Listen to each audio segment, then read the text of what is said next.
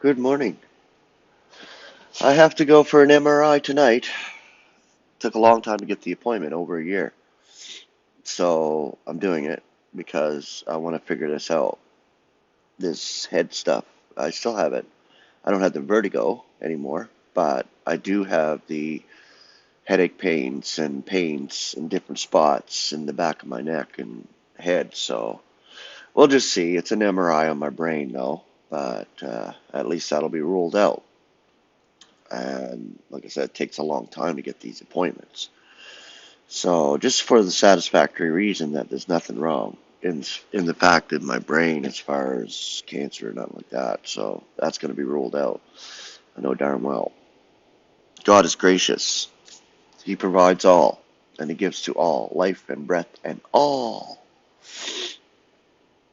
All right. So it's not that I'm nervous about it, but I'm immortal. So being a mortal, of course, you're going to have these feelings of like, shit, I hate these kind of procedures. And I do.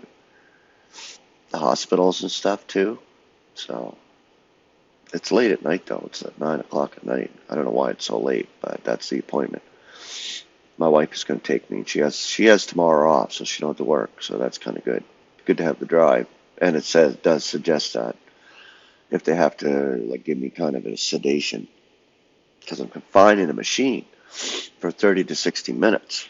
I got to lay still. So that ain't going to be fun.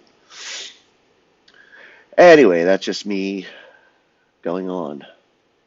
All right. 1 Corinthians chapter 7. Continue on in the Concordant commentary.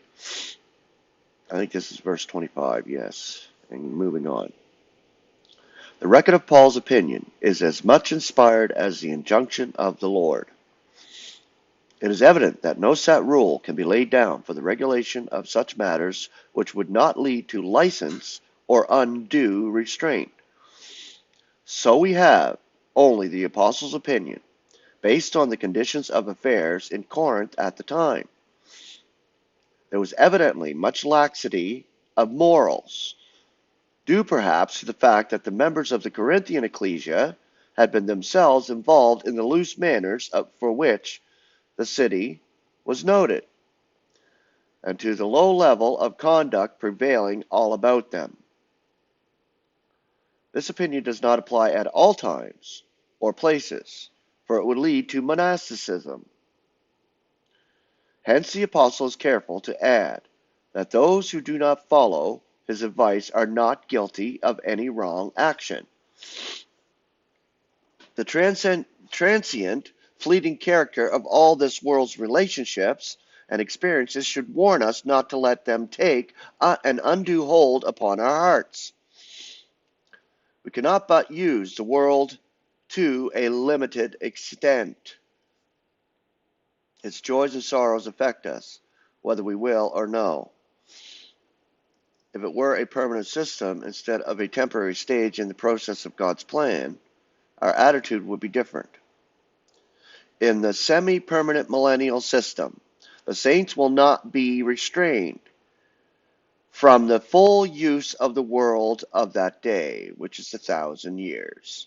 But the present system is distinctly hostile to God, and occupation with it is calculated to interfere with our fellowship with God and the enjoyment of His permanent purpose. No doubt both Paul and Peter were representative men whose personal affairs were in accord with the dispensations given them by the Lord. Peter went about with a wife, for the relationship between the Lord and the remnant in Israel to whom Peter belonged was a figure by the marriage tie. They were the bride of the Lamb. Paul, on the other hand, revealed a nearer and closer union, that of the human body, in which Christ was the head and his saints the members. Paul consequently never married, but devoted himself undistractedly to the Lord's service. This is the ideal for this economy, yet the apostle is most careful not to press it as an injunction. For unless such a course is entered upon wholeheartedly and with faith and fortitude, which few possess, it would lead only to failure. In this economy of grace, There is no room for divorce. The marriage tie is binding for life. What Moses gave the hard-hearted sons of Israel is no rule for us. And even the single cause to which our Lord confined divorce was based on the kingdom code, not on the superabundance of grace in which we reveal or revel. Death alone can sever a marriage bond today, so far as two saints are concerned. If one, however, is an unbeliever and deserts the believer, this also leaves the believer free. But apart from this, it is entirely out of the keeping with God's grace for two who have tasted of his favor to seek to sever the tie. Except in heathen lands, the question of eating that which has been offered in sacrifice to idols is no longer a pertinent one. But the principle handed down is quite as important as ever. Those who are advanced in the faith know that there is no difference between food offered to idols and any other. Before God they may freely eat, but not before the brethren whose faith is not established. So we do not want to offend another brother by eating in front of him something that he cannot do, or eating or drinking. Makes no difference. So we may freely do many things before God, which might offend our brethren and cause them to stumble. Let us not flaunt our liberty in their faces, but rather let us refrain from that which may result in harm to a weak brother. Let us walk in love. We have here a marvelously exact and concise definition of the relationship which we sustain to God and to the Lord, which in turn throws much light on their respective relationships to each other. Briefly put, God is the source and object of all. Christ is the channel of all. Thus it is always found. We are never said to come out of Christ, but out of God. Indeed, Christ asserts that he himself came out of God. John chapter 8:42. All is out of God. Romans 11:36. But God never deals with us except through his anointed creation. Began in the Son of God and was carried out through him. He has the same place in redemption.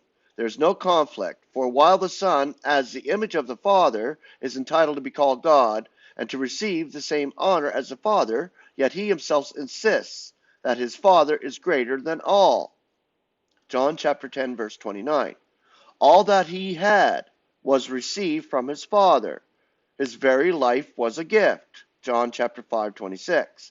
And he lived by the Father. John 6:57. He did the Father's will, not his own. He sought the Father's glory, not his own.